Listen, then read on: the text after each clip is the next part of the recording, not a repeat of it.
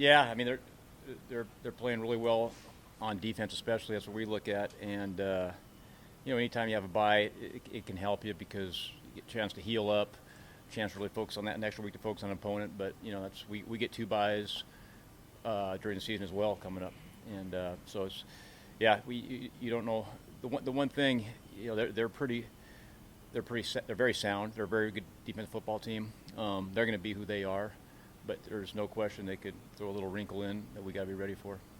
How have you guys handled pass rushes the last couple of weeks? Minnesota's got a good one too, but it seems like you guys have shored it up a little bit against Northwestern Division.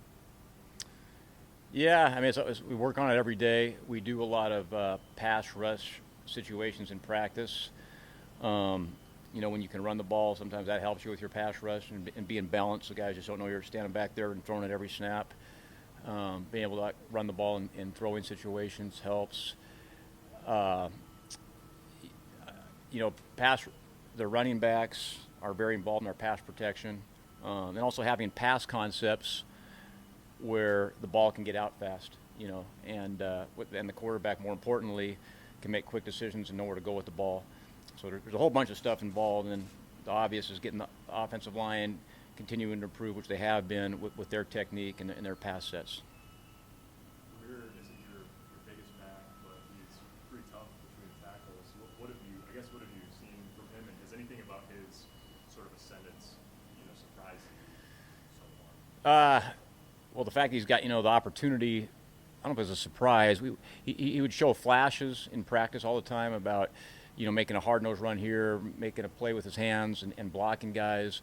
But the consistency and his output in games has been great to see. I'd say it's a surprise, but it's been great to see. He's never had the opportunity to do that. But I love the way he's playing. I mean, he's shown that he can make all the downhill between the tackles runs. He's gone the perimeter. He's done a great job. I think he had 100 yards receiving in the last game. So he's done a really good job catching the football, which allows us to do a lot of different things. And then his pass protection. He does a good job of stepping up, and he's not afraid to take on a linebacker and knows who he's blocking. So he's really playing as a complete back, because I know the fans see him running the ball, but you got to be able to pass protect, you got to be able to catch the ball, and so he's done a really good job of that stuff, and he's playing really consistent for us.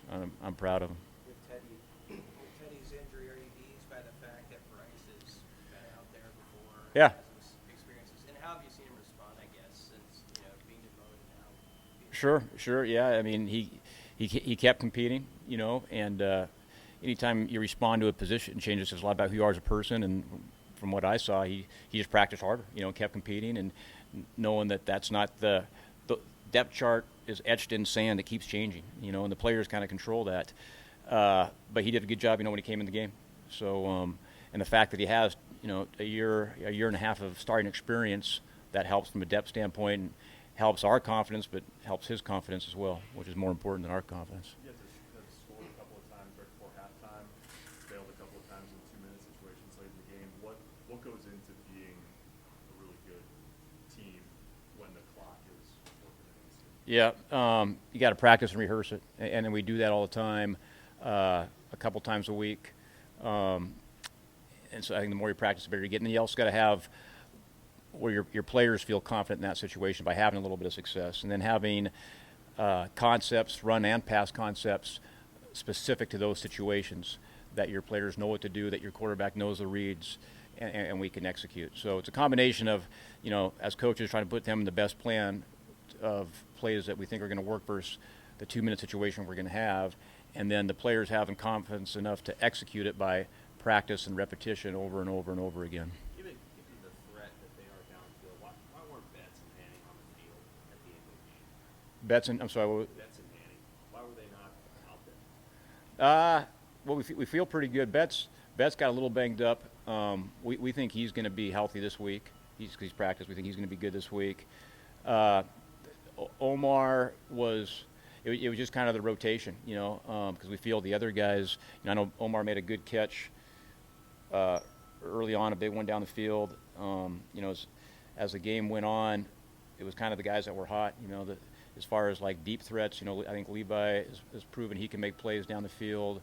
So is Oliver Martin. So as as an offense, it gives us a lot of weapons, and it's kind of based on just who's the freshest, who was maybe in the previous drive, and just kind of keep guys fresh of actually who's in the football game. But we have confidence in all those guys. On that fourth down play, you guys moved really fast. Like you got up to the line and you snapped, I think, the 23 on the play clock.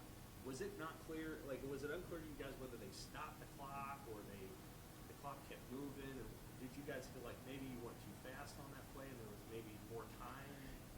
Yeah, no, because you're talking about the fourth down play.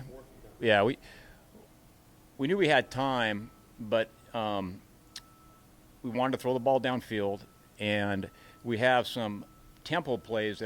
What a tempo play is something where it's like an abbreviated signal. The guys line up fast, everyone should know what they're doing, and we snap it and go. Because again, we wanted to hit a pass, but have time for maybe 2 more plays. And so that was our thinking. We knew we had time, but we wanted to get on the ball as fast as we can, so we'd have more plays, to get in scoring range. And to be honest, that play we could have executed a little bit better, but we had what we wanted. We had a one-on-one, and they played cover 0 on us. And if you'd asked me, hey, they're going to play cover 0, I might have had maybe an inside breaking route. But if you had told me you're going to play 4th and 10 cover 0, and we get one-on-one matchups, that would have been at the top of my list. We just didn't execute it like we need to execute it. Where could the execution have improved on that play? Just kind of the timing. The timing, we could have a little bit of protection, but the timing of the 2 receivers running the route, the way we do that, the one guy went a little bit faster than the other. They're supposed to kind of be in a split. If they were a little bit tighter, we would have had better leverage on the outside route. But it was kind of just a combination of split, a little more time, so Adrian could have made it maybe a little more catchable ball. But it was really the split of the receivers and just their initial angles. If they would have ran better initial angles, I think we would have had a step on their nickel, and that could have been a big play. Scott talked about sort of scheming up a couple of things in the adjustments you made at halftime that unlocked some of your production in the second half.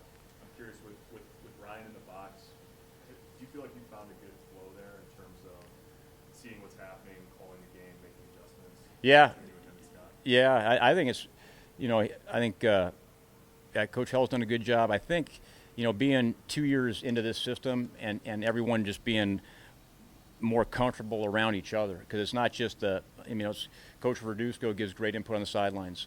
Coach Austin gives great input in the run game. I mean, it's sometimes there's one voice where that actual play comes out, but there's a lot of input before that play comes out. And so everyone's really involved as an offensive staff in the adjustments and what's going on for the next play, especially when we're on defense. And I think that's one of those things when we're on defense and just our communication process, it's improved. I've been here for 2 years, and just, guys kind of seeing how everybody thinks. Part of it's the system that you have in place. Guys feeling good about the play, and they know why we're running this play, and everyone being on the same page. And that gets better over time. So I think it's more of a, just gets better over time. But really everybody, everyone's on that headset. So I can't tell you how grateful I am that we got a great offensive staff that gives a lot of input, that knows exactly what we're doing. And each coach on the offensive staff had a major suggestion that helped us in that football game. We've seen now in several games, especially against better defenses, that you guys have come out in the third quarter and kind of shown something that they clearly didn't expect. Oklahoma, Michigan State. Are you guys kind of holding plays back, holding your powder so that maybe you can hit it at a certain time, or can you walk through just how you guys view the third quarter and what you guys are trying to get done? Yeah, you'll go into a game with anywhere from 55 to 75 plays in a given game. And a lot of those plays are specific to the situation. So sometimes the situation comes up, like the one play where we hit Levi for a touchdown. That was a specific red zone situation where we had a tendency of the coverage they were going to be in, and we felt pretty good about it. And so when that situation comes up, then it's just reacting and knowing, hey, that's the situation. This is the play we practice. Call it. But you can't call that play until you get that situation, because it's designed for that situation. So I think part of it, we don't try to we want to call our best plays in the first drive, and we want to call our best stuff first. I mean, for example, the third down that we hit to Omar, the 4th and 5, going into the game, I thought that was going to be our best fourth down. I wasn't going to hold that back. I mean, the first fourth down or third medium, that play was coming up, and we hit it.